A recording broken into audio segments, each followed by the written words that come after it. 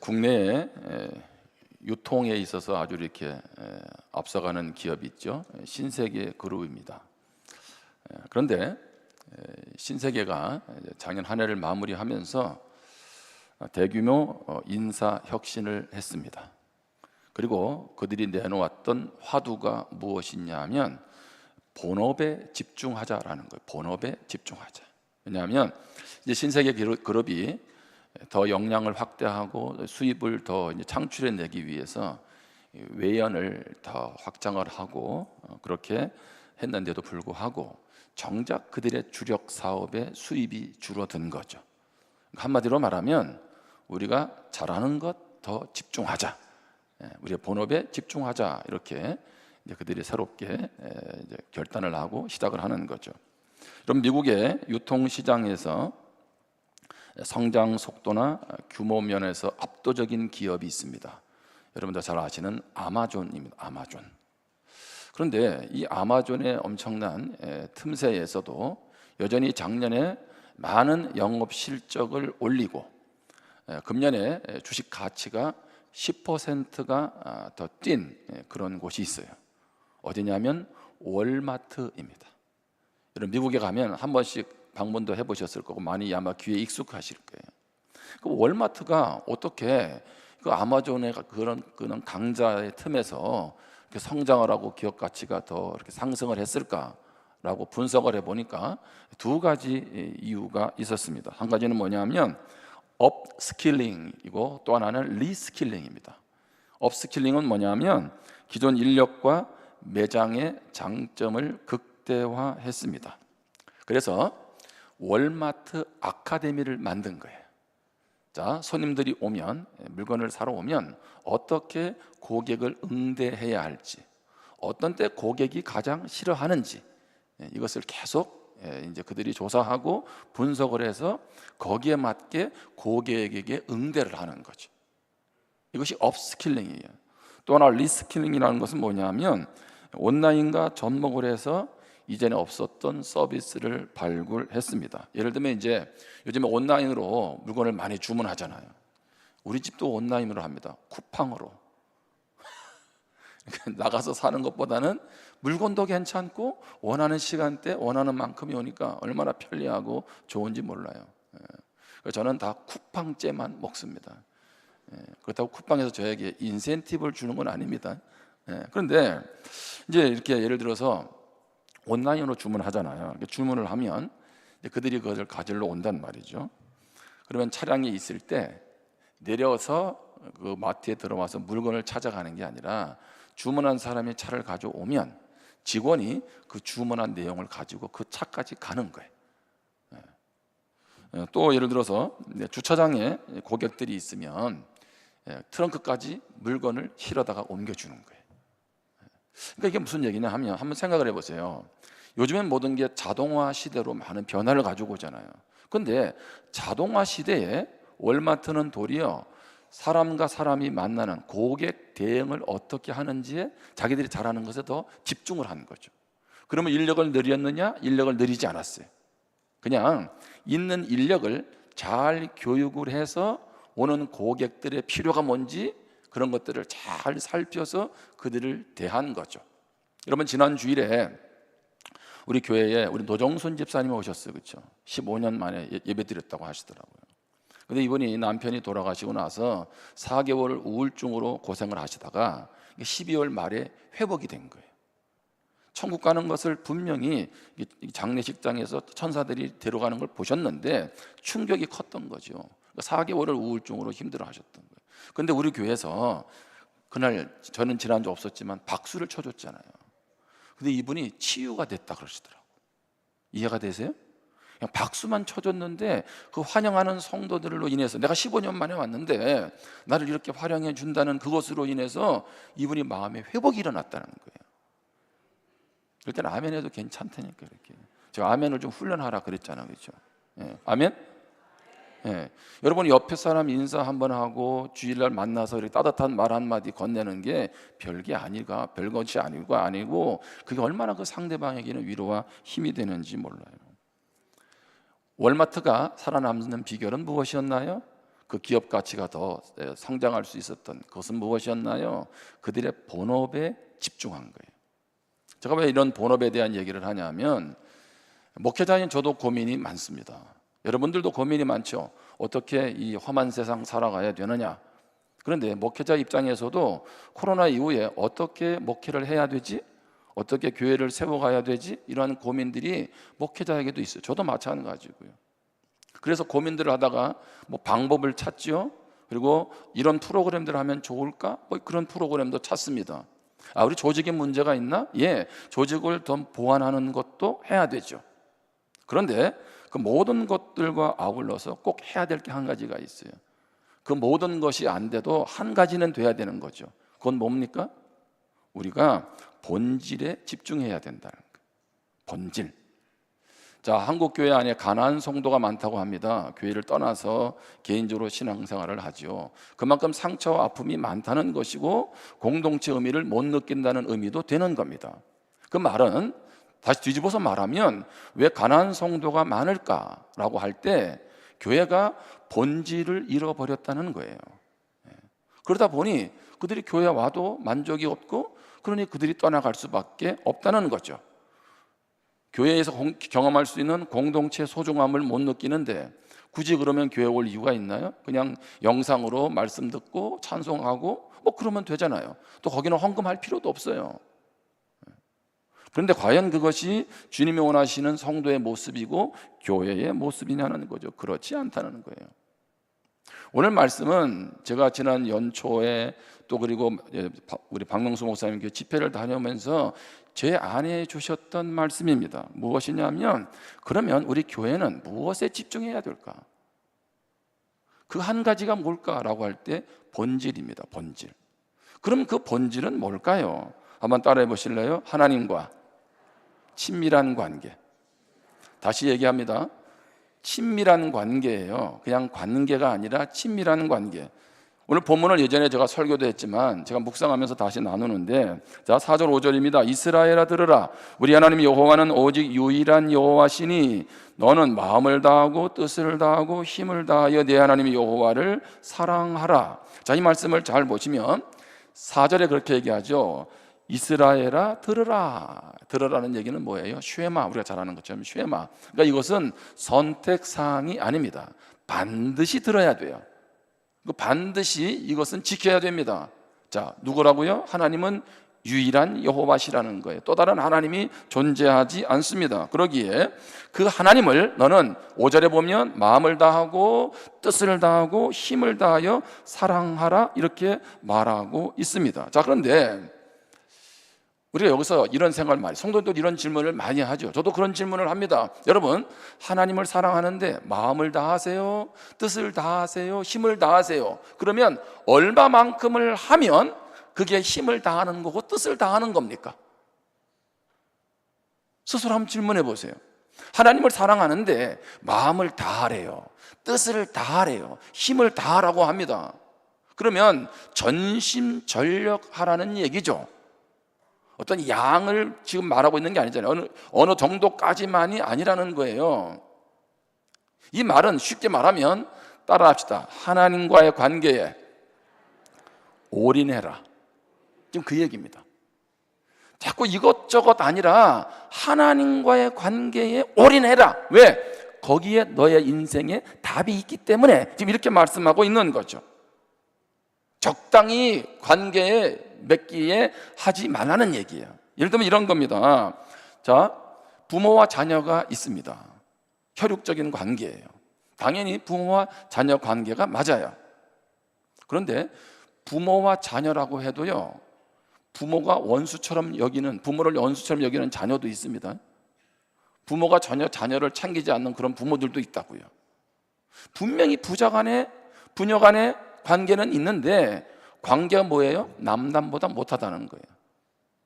여러분, 그 정서적 이혼이라고 들어보셨어요? 정서적 이혼? 부부가 같이 사는데 정서적으로는 이혼했어. 너는 너고 나는 나라는 거죠. 그래서 요즘 뭐 졸혼도 하지 않겠어요? 졸혼도? 이게 무슨 얘기냐 하면 부부 관계라고 이미 결혼을 해서 검은 머리 팥불이 될 때까지 함께 하겠다고 했는데 함께는 해요. 그런데 뭐예요? 남남보다 못해요. 그냥 자녀를 보기에 미안해서 이혼하면 안 되니까 그렇게 살아가는 부부들도 많습니다. 무엇을 말하고 있냐 하면 하나님과 우리과의 관계도 그럴 수 있다는 거예요. 하나님의 자녀는 맞아요. 그런데 어떻게 해요? 서먹서먹해. 하나님이 나의 아버지가 된다는데 그 하나님이 내 삶에 어떤 영향을 지금 주고 있습니까? 자, 주일날 예배는 드려요. 그런데 일주일 동안 전혀 말씀도 없이 기도로 살아가고 있다? 여러분 고민해 보셔야 돼요. 나와 하나님과의 관계가 어떤 관계인지 한번 따라해 보실래요? 관계가 나를 살린다. 아멘? 하나님과의 관계가 나를 살리는 거예요. 여러분 교만해질 수 있잖아요. 근데 하나님과의 관계 속에 친밀한 가운데 머물면 겸손합니다. 말씀이 나를 그렇게 교만하도록 두지 않거든요. 여러분 스스로 삶에서 자신을 바라보면서 부족함을 느낄 수 있지 않습니까? 나는 부족해, 나는 부족해. 근데 그것이 열등감이 되고 나 자신을 너무 비하할 수도 있잖아요. 근데 하나님 뭐라고 말씀하세요? 너 부족해. 근데 내가 너를 사랑하잖아. 내가 너와 함께 하잖아. 그러니 힘내. 그래서 어떻게 해요? 하나님과 관계 속에서 나를 회복하는 거죠. 관계가 없으면, 다시 말하면 관계가 빠지면 신앙생활은 그게 종교생활입니다. 여러분 주일날 예배 나온 것을 제가 함부로 말하는 것이 아니에요. 그냥 주일날 예배만 드리는 것은 여러분 종교적일 수 있어요. 하나님은 우리와 그런 관계를 원치 않으세요. 정말 돈독한 관계, 친한 친구처럼 속 얘기도 다 내놓고 모든 걸 할 수 있는 그런 관계가 되기를 원하세요. 여러분 한국 교회가 무너지는 것은 교회가 무너지는 게 아니에요. 하나님과 관계가 무너지기 때문에 무너지는 거죠. 여러분 그럼 앞으로 교회의 미래는 어디에 달려 있을까요? 복잡하지 않습니다. 하나님과의 관계. 근데 어떤 관계? 친밀하냐? 그냥 그저 그런 관계이냐? 라는 것을 성경이 보여주고 있습니다. 여러분 세 사람의 예를 한번 들어볼게요. 요셉이라는 사람이 있죠. 요셉. 여러분 요셉이 17살에 애굽의 종으로 팔려가죠. 형제들에 의해서 팔려갑니다. 얼마나 열받겠습니까? 그런데 가서 열심히 했어요. 10년 동안 보디발에 비해서 종살이로 열심히 하니까 가정 총무를 삼아요. 네가 우리 집의 일 다 대소사 알아서 해라고 주인이 맡깁니다. 그런데 누명을 쓰고 감옥에 들어가죠. 참 인생 정말 이게 꼬여도 이런 인생이 없잖아요. 그런데 그가 30살에 애굽의 총리가 됐습니다. 그때에 요셉이 때는 이때다 나를 힘들게 했던 보디발 집부터 보디발 아내부터 숙청을 죽이고 주변에서 자기 권력을 쟁취하기 위해서 더 그것을 누리기 위해서 힘을 줬나요? 요셉 그렇게 하지 않았어요.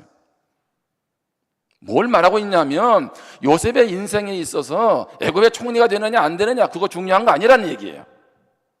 내 인생에서 중요한 것은 하나님과의 친밀한 관계라는 거죠. 그러니 그가 총리가 되든 감옥에 가든 누명을 쓰든 물론 그것으로 힘들 수는 있었지만 거기에 의해서 자기 인생이 좌우되지는 않았다는 겁니다.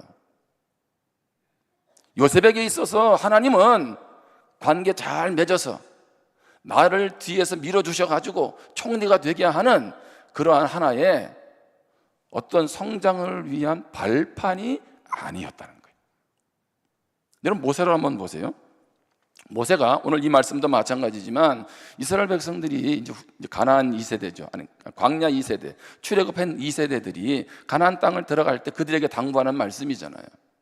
그런데 하나님이 모세에게 뭐라고 얘기하냐면 너는 가나안 땅 못 들어가 이렇게 말씀하셨거든. 여러분 같으면 어떻게 하시겠어요? 아니 40년 동안 이 많은 200만의 백성들을 거느리고 그렇게 고생을 했으면 고작 반석 2번 쳤다고, 그렇죠? 아니 그렇다고 못 들어가게 하는 건 너무하는 거 아닙니까? 그거보다 더 많은 죄를 우리는 짓고 살아가는데 그 정도를 가지고 가나안 땅 안 들여보내주고 내가 가나안 땅 가서 영화 보겠다는 것도 아니고 가나안 땅 들어가는 정도는 하나님이 허락해 주셔야 되지 않느냐는 거죠. 근데 하나님이 어떻게 하셨어요? 넌 여기까지라는 거예요. 근데 모세가 어떻게 합니까? 아니요, 난 들어갈 거예요. 지금까지 내가 고생한 게 이것들 위해서 왔는데, 여러분 이렇게 말할 수 있잖아요. 근데 모세는 어떻게 합니까? 거기서 멈춰요. 이게 믿음입니다. 아니, 내가 어떻게 지금 하나님 앞에서 헌신하고 충성했는데 여기서 멈추라 그래요. 그러면 모세는 어떻게 거기에서 멈출 수 있었을까요? 모세에게 중요한 것은 내가 이스라엘 백성들을 광야로 이끌고 가는 지도자가 되고 그들을 가나안 땅으로 데리고 들어가는 것, 그게 모세의 인생의 목적이 아니라고요. 내가 하나님 앞에서 이런 자리를 얻고 성공하는 거, 그건 모세에게 중요한 거 아니었어요. 나는 하나님이 쓰시는 사람이니 하나님 관계 안에 늘 머물면서 그분과 동행하는 거죠. 그래서 하나님이 광야를 이끌고 가는데 나를 쓰시면 거기에 나를 쓰는 거고, 멈추라면 멈추는 거죠. 하나님과의 친밀함이 그 삶의 답이 아니었으면 결코 모세 그렇게 할 수 없었어요. 저부터도 그렇게 안 할 거예요. 다윗을 한번 보시기를 바랍니다. 다윗, 하나님이 다윗에게 기름을 붓죠. 이세 그 집에 가서 사무엘을 통해서 기름을 붓습니다. 그때 왕은 누굽니까? 사울 왕입니다. 그러면 기름 붓고 바로 왕을 세우시는 것도 아니에요. 사울에게 10년 동안이나 계속 쫓겨다니고 얼마나 힘든 시간들을 그가 보냈습니까? 결국에는 왕이 되지요. 그리고 왕이 되고 실수도 합니다. 그러면 다윗에게 있어서 하나님은 그 인생의 왕이 되기 위한 발판이었냐는 거예요. 그렇지 않았습니다. 여러분, 그걸 어떻게 알 수 있습니까? 자, 우리 시편 51편 9절부터 12절 말씀입니다. 주의 얼굴을 내 죄에서 돌이키시고 내 모든 죄악을 지워주소서. 이제 우리아의 처 밧세바를 범하고 나서, 그렇죠? 나의 죄를 용서해 주세요. 10절에 내 하나님이여 내 속에 정한 마음을 창조하시고 내 안에 정직한 영을 새롭게 하소서. 11절 같이 읽겠습니다. 시작. 나를 주 앞에서 쫓아내지 마시며 주의 성령을 내게서 거두지 마소서. 주의 구원의 즐거움을 내게 회복시켜 주시고 자원하는 심령을 주사 나를 붙드소서. 자, 우리아의 처로 밧세바를 범하고 나서 이제 그가 잘못한 죄에 대한 지적을 받죠. 선지자를 나단을 통해서. 자, 그리고 나서 그가 원하는 게 뭐예요? 내가 어떻게 해서 왕이 됐는데, 이 자리까지 왔는데 하나님 그래도 제가 잘못한 거 용서해 주시고 내 나라 왕위가 계속 견고하도록 우리 후대에 이어지도록 도와주세요. 이렇게 기도하지 않았어요. 11절 말씀 다시 보세요. 51편 11절에 나를 주 앞에서 쫓아내지 마시고 주의 성령을 내게서 거두지 마소서. 하나님, 나 하나님의 은혜가 없으면, 하나님의 성령 충만함, 기름 부으심이 없으면 살아갈 수 없어요. 왕위는 걷어가도 괜찮아요. 그런데 무엇만큼은 하나님, 나는 버리지 마세요. 여러분, 다윗은 왜 왕이 되어서 언약궤를 그렇게 옮기려고 했고 왜 그렇게 성전을 지으려고 했을까요? 나는 하나님이 이렇게 지지하는 사람이야, 나 이런 사람이야 라고 해서 자신을 과시하고 자기 정치적 입지를 든든하기 위해서 하는 것입니까? 그렇지 않습니다. 그가 얼마나 그의 삶의 초점이 하나님의 관심이 있었는지, 친밀함에 있었는지를 성경이 보여주고 있는 겁니다. 그러기에 결정적인 순간에 나는 하나님이 전부예요, 하나님 은혜로 만족합니다, 하나님 날마다 나는 주님의 은혜를 주세요, 그것이 립서비스가 아니라, 그냥 했던 말이 아니라 결정적인 순간에, 왕위가 다 무너질 수 있는 그 순간에 다윗은 무엇하고 있나요? 하나님, 제발 나는 버리지 마세요. 왕위는 없어도 괜찮으니 나는 하나님 없이 못 삽니다. 지금 이렇게 고백하고 있는 겁니다. 저는 이 말씀을 이렇게 주중에 묵상을 하면서 정말 개인적으로 하나님은 나에게 그렇게 얘기하시는 것 같아요. 여러분, 사울 왕과 엘리를 잘 보세요. 자, 사울이 이스라엘의 왕이었습니다. 근데 누구에게 기름을 붓나요? 하나님은 다윗에게 기름을 부으세요.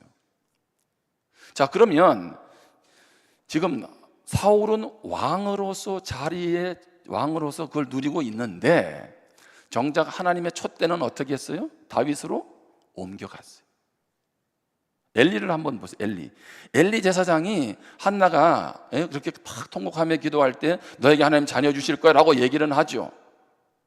그런데 엘리 시대에 하나님의 그 말씀이 희귀했습니다. 하나님의 음성이 들리지 않는 거죠. 그래서 누구에게 하나님의 음성이 들립니까? 어린 사무엘에게. 그러니까 사무엘도 처음 들어봤어요. 그래가지고 사무엘은 뭐라 그래요? 자, 엘리 제사장이 부른 줄 알고 쫓아가잖아요. 그랬더니 아니야 너 하나님 너 부르시는 것 같다.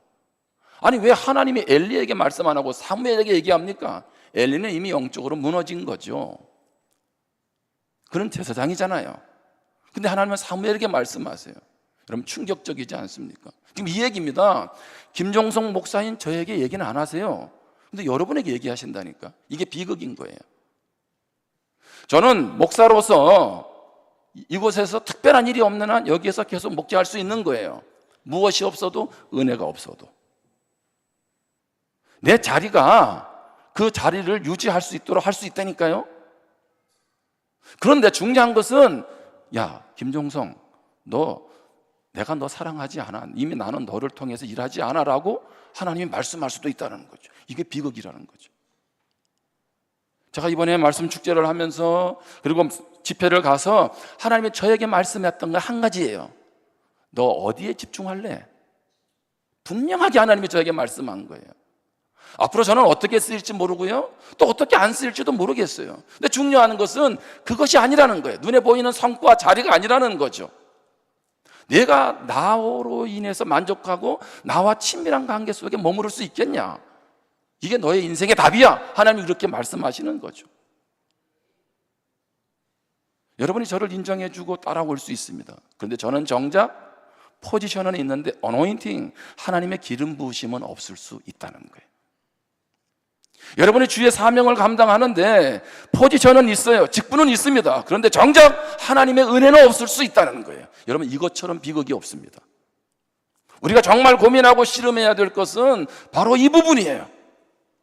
우리 교회가 얼마나 커지느냐, 내가 얼마나 영향을 발휘하느냐, 아니요, 그건 하나님이 알아서 하세요. 우리의 관심은 너 얼마나 나로 인해서 만족하고 나와의 관계에서 정말 행복하냐, 지금 하나님이 그걸 말씀하는 거죠. 교회 안에서 신앙생활하면서 이것이 제대로 되지 않으니 교회 다녀도 별거 없다는 거죠. 여러분 프로그램에 따지면 세상에 얼마나 좋은 프로그램이 많습니까? 이번에 청소년들하고 아동들하고 눈썰 매장도 가고 여기저기 갔어요. 그런데 우리 집사님 한 분이 그러시더라고요. 요즘 학원에서는요 외국 데려가는데 외국이다. 예? 여러분 교회가 얼마만큼 재정을 들이면 외국을 갈 수 있겠냐고요. 요즘에 세상의 프로그램들이 얼마나 잘합니까? 우리 눈을 얼마나 휘황찬란하게 하고 연예인들이 와서 한 번씩 쇼를 하면 여러분 교회에서 그렇게 할 수 있겠어요? 그러면 교회는 그냥 사라지는 건가요? 세상이 갖고 있지 않는 한 가지가 우리에게 있거든. 바로 예수 그리스도인 줄 믿습니다. 그리고 그분 안에서 우리가 만족해야 돼요. 그거 없으면 여러분들은 일이 좀 되면 할렐루야, 일이 좀 힘들면 하나님이 어디 계시냐고. 여러분 그거 신앙 아니에요. 거기 속지 마세요. 내가 그렇게 신앙생활을 오래 해도 거기에 늘 매여 살아가고 있다면 여러분 스스로를 돌아봐야 돼요. 오늘 우리는 이 말씀 앞에 다시 한번 한 가지 일, 본질, 주님과의 관계, 친밀함에 나아가기를 주님의 이름으로 축원합니다. 이번에 연초에 우리 민경진 교수님 오셨잖아요. 저도 처음 뵙는 분이고, 근데 우리 성도님들이 많이 은혜를 받으셨어요. 목사님도 은혜를 받았어요. 이렇게 말씀을 사모하며 듣는 교회가 있다는 게 본인도 너무 도전을 받으셨다고 그러시더라고요. 그분하고 이렇게 식사를 하다가 그분의 삶의 모토를 얘기해 주시더라고요. 여러분 이번에 우리 왜 교재 만들 때 한쪽에 나왔던 그 그림인데 한번 보여드릴게요. 이거 기억나세요? 기억 안 나도 돼요. 저도 그냥 대충 봤으니까. 이게 무슨 얘기? 여러분 집에 가서 교재를 보시면 이게 여러분 왼쪽 상단에 있어요. 동그랗게. 그러니까 이분이 다바르라고 하는 이 말씀 연구소를 만들어서 평신도들이나 이제 교역자들을 돕는 거예요. 그런데 저하고 얘기하다 그런 얘기를 하는 거죠. 저 다라는 게 뭐냐면 쉽게 말하면 십자가예요, 십자가. 제가 이런 질문을 했어요. 교수님, 이렇게 좋은 강의를 내가 목사님들하고도 이렇게 같이 공부할 테니까 가르쳐 줄 수 있냐 그랬더니 가르쳐 주시겠대요. 그래 내가 그랬죠. 노골적으로. 그러면 만약에 2박 3일 하면 비용을 얼마나 내야 되냐요? 그랬더니 안 내도 된대요. 그렇다고 뭐 내지 말라고 뭐 안 내지는 않겠지만, 그죠? 근데 어떻게 그런 얘기 생각을 하셨냐니까, 자기는 이미 교수로서 월급도 받고 있고 이렇게 집회 가면 사례를 받으니까 그것만 된다는 거예요. 그러면서 자기 인생이 다 여기 십자가를 잘 보세요. 앞으로 더 이름도 알려질 거고 더 수입도 생길 거고 더 어떤 위치에서 많은 것을 누릴 수 있다는 거죠. 그런데 그렇게 하지 않고 거기에서 뭐예요? 마이너스를 하겠다는 거지. 나를 위해서 자꾸 채우고 나를 위해서, 나의 성공과 나의 건강과 나만을 위해서 플러스하지 않고 이제는 마이너스 하겠다는 거죠. 있는 걸 가지고 베풀고 나누고 쓰겠다는 거예요. 그럼 남는 건 뭐밖에 없어요? 십자가에서 만약에 마이너스를 빼면 하나님과 나밖에 없잖아요. 저는 하나님으로 만족하고 그분의 뜻을 이루고 그분 안에서 살아가기로 결단했습니다, 그러시더라고요. 그래서 제가 강사님하고 친구하기로 했습니다, 지금. 그러면 귀하잖아요. 이런 분 어디서 만나냐고. 여러분 앞에서 설교는 거창하게 할 수 있지만 여러분 삶을 여러분이 어떻게 하세요? 성령의 기름 부으심이 없어도 설교할 수 있는 거예요, 멋있게. 그래서 제가 그걸 보면서 이러니까 하나님이 이렇게 은혜를 주시는구나, 그런 생각을 하게 됐어요. 여러분 바울이 어떻게 자족하는 인생을 살 수 있었습니까? 바울도 뭐 우리와 똑같은 인간인데, 그렇죠? 얼마나 고생하고 힘든데 그래도 만족한다고 하잖아요. 왜? 빌립보서 4장 13절에 내게 능력 주시는 자 안에서 내가 모든 것을 할 수 있느니라 하면, 이건 단순히 뭐 건강 문제를 해결하고 그다음에 뭐 나기 위해서 뭐 돈을 어떤 문제를 해결하기 위해서가 아니라 어떻게 내가 주님으로 만족할 수 있나요? 주님의 은혜가 나에게 주어짐으로 가능하다는 거죠. 저는 우리 사랑하는 우리 부산교회 성도님들이 한 가지 일에 집중하시기를 바랍니다. 그 한 가지가 뭐예요? 하나님과의 친밀한 관계, 주님과의 친밀한 관계. 그것을 위해서 두 가지로 오늘 말씀을 나누는데 마무리하면서, 첫 번째는 친밀한 관계를 위해 주님의 은혜를 갈망하라는 거예요. 갈망. 시편 42편 1절입니다. 우리가 잘 아는 말씀이니까 같이 한번 읽겠습니다. 시작.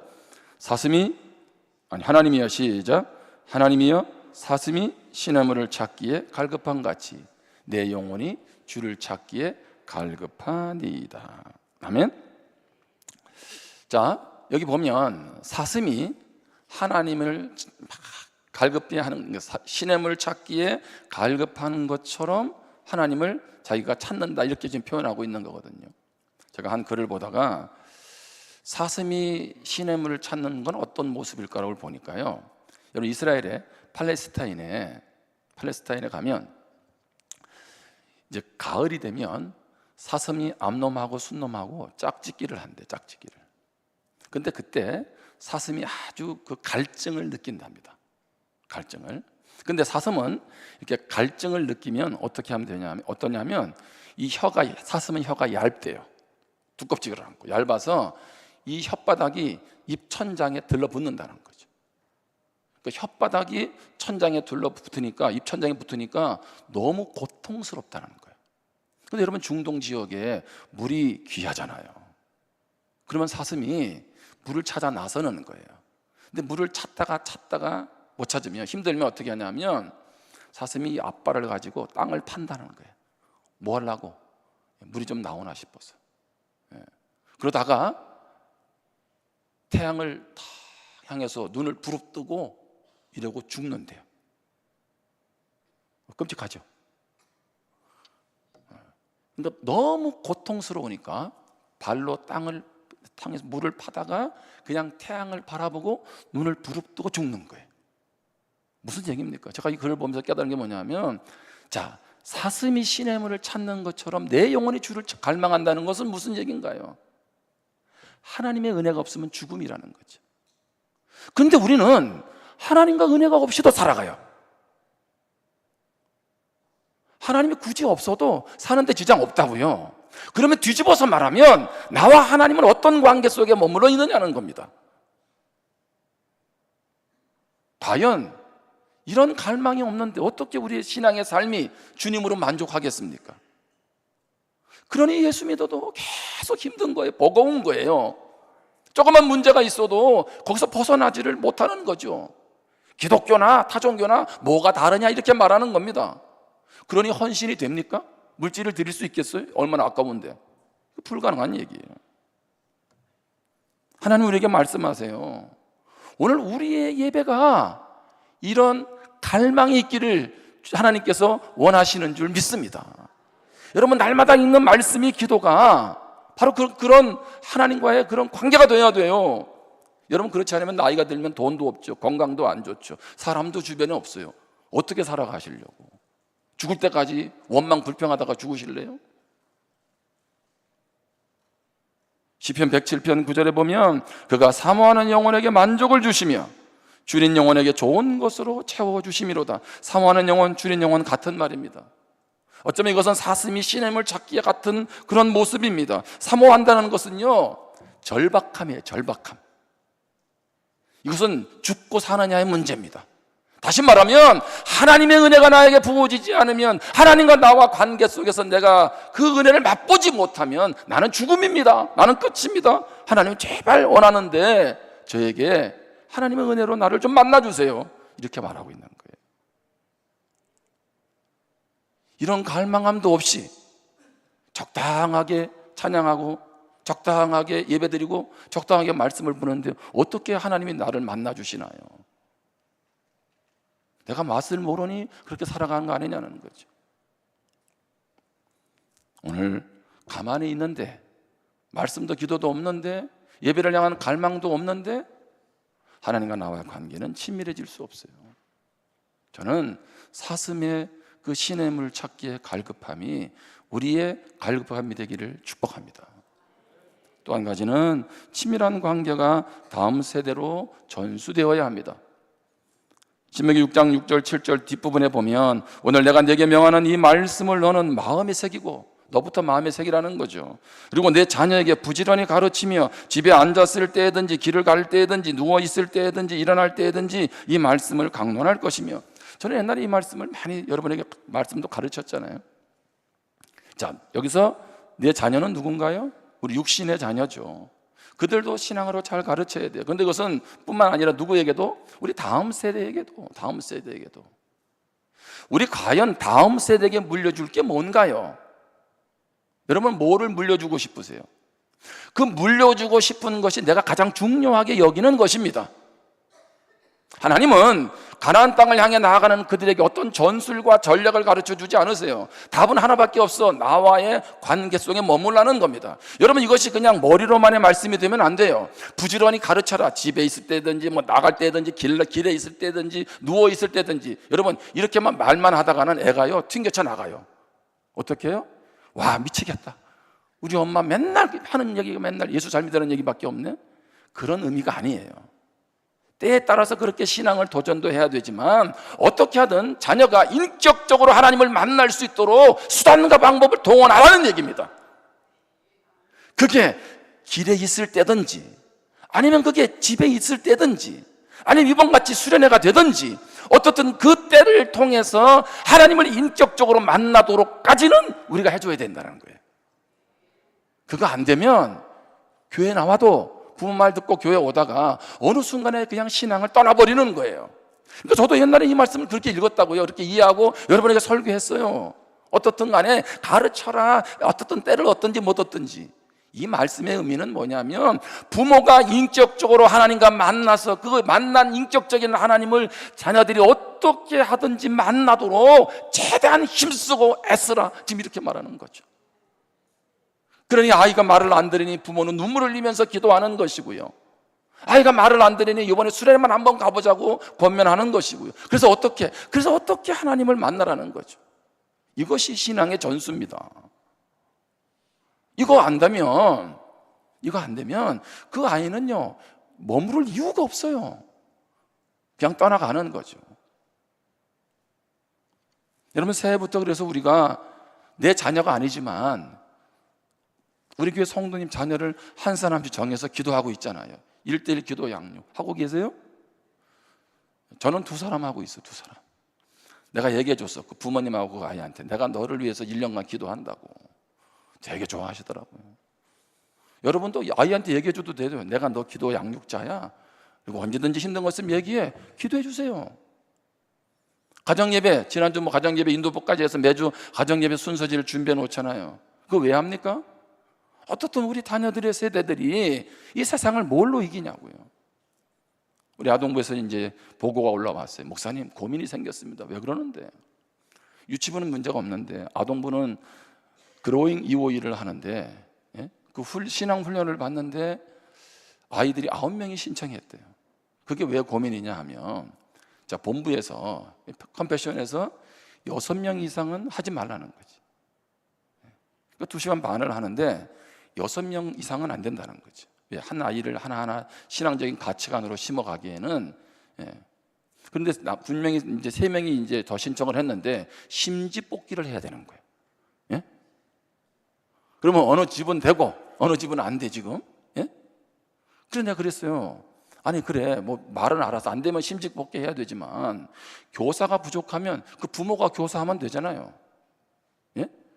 주일날 와서 교사는 못해도 내 아이의 인생에 달린 문제를 위해서 왜 그거 못하냐고. 지금 우리 교회가 뭐 개척교회입니까? 사람이 없나요? 예? 정말 부모가 내 아이 인생을 정말 고민하고 어떻게 키워야 되는지를, 무엇이 본질인지를 안다면 부모가 돈을 들여서 좋은 학원은 보내는데 왜 거기에는 생명을 안 거냐고요. 개인적으로 저는 청소년 시절에 극장 한 번 가봤다 그랬지 않았어요? 극장, 원주에 있는 원주 극장 10월 3일 날 국군의 날 행사할 때 한 번 들어가 봤어요. 예? 제가 청소년까지 통틀어서. 우리 아버지가 뭐 저한테 따로 신앙교육 한 거 아니에요. 제가 중1 때부터 보조교사를 해가지고 중2에 정교사가 됐습니다. 교회 학교에. 예? 그래가지고 시골에는 교사가 없잖아요.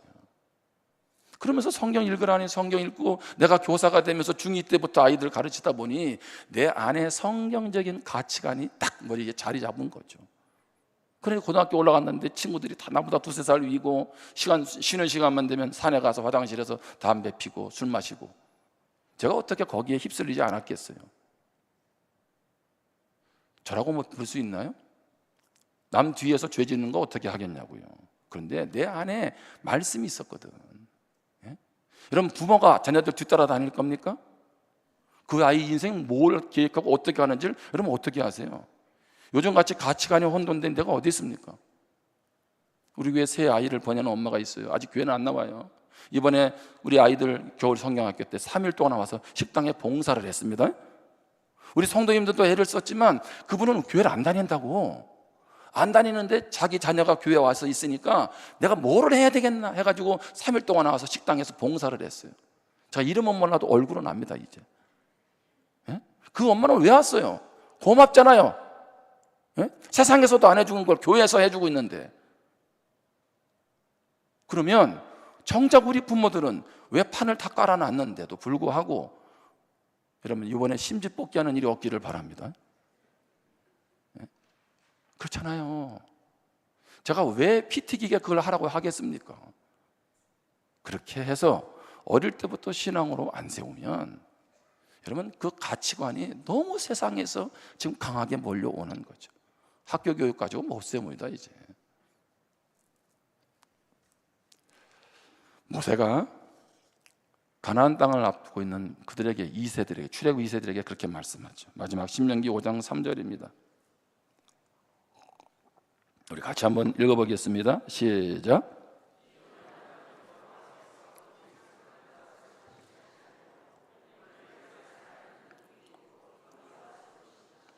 자, 이 언약은 십계명이죠. 신에 사는 언약입니다.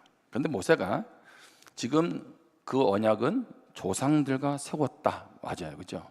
그런데 조상들과 세웠는데 조상들과 세운 게 아니야. 오늘 여기 살아있는 우리, 곧 우리와 세운 거야. 우리는 누굽니까? 지금 가나안 땅을 앞에 두고 있는 출애굽 2세대죠. 아니, 이전에 분명히 약속을 했는데 그 약속한 언약이 지금 선배들에게만, 조상들에게만 한 게 아니라 오늘 우리와 한 거야 라고 말하는 거죠. 다시 말하면 오늘 주시는 말씀이 성경에서 기록된 그 이스라엘 백성들에게 광야를 통과해서 출애굽을 해서 광야로 가나안 땅으로 가는 그 출애굽 2세대에게만이 아니라 누구에게? 우리에게. 아멘. 말씀이 오늘 나의 말씀이 될 때 그 말씀이 여러분의 인생을 바꿉니다. 아멘. 여러분에게 확실하게 한 가지는 약속할 수 있어요. 오늘 나와 주님과의 관계 속에 여러분 모든 인생을 거세요. 아멘. 신앙으로만 서면 끝나는 것 같아요? 모든 게 지금 나머지는 어떻게 하고? 여러분 인생을 좀 단순하게 사셔야 돼요. 여러분 성공하는 사람은 어떤 사람일까요? 성공하는 사람은요, 두더지 게임하는 사람이 아니라 도미노 게임하는 사람이에요. 여러분 두더지는 뭐예요? 여러분 두더지 돈 놓고 한번 해보셨죠? 뿅뿅뿅뿅 때려잡고, 그러니까 막 이것도 때려잡고 저것도 때려잡고 막 이것저것 많아. 근데 도미노 게임은 뭔가요? 앞에 하나 딱 넘어가면 어떻게 합니까? 나머지는 그렇죠, 다 넘어지게 돼 있어요. 그러니까 우리가 자꾸 이것을 잡고 저것을 잡고 이렇게 하면 저렇게 하면 거기에 뭔가 답이 있을까가 아니요. 두더지 게임 하지 말고 단 한 가지에 집중하시라고. 그게 뭡니까? 하나님과 나와의 관계. 그 치밀함 앞에 올인하세요. 그럼 거기에서 주시는 은혜로 나머지는 어떻게 합니까? 이기고 나갈 수가 있는 거예요. 이기고 나갈 수가 있는 거예요. 저는 이 한 해 우리 성도들 이 한 해뿐만 앞으로 우리 인생이 한 가지 일, 주님과의 친밀한 관계에 목숨 걸기를 바랍니다. 저도 확실하게 남은 인생의 이정표를 세웠는데 나의 이정표는 여기에 있는 거죠. 하나님의 기름 부으심이 떠나지 않도록, 하나님이 나를 버리고 자리만 남아있는 목회자가 되지 않도록 하나님의 은혜를 갈망하고 우리 다음 세대들에게 이 신앙을 전수해야 되겠다. 여러분도 그렇게 함께 동참하기를 주님의 이름으로 축원합니다. 기도하겠습니다. 주신 말씀을 한번 나의 마음 가운데 한번 새기면서 여러분에게 주시는 도전이 있을 거예요. 그렇죠? 그러면 이제 도전하시고 결단하시고 하나님을 더 갈망하고 하나님과 더 친밀한 가운데 나아가기를 원합니다. 우리 그러한 마음으로 결단하면서 기도하겠습니다.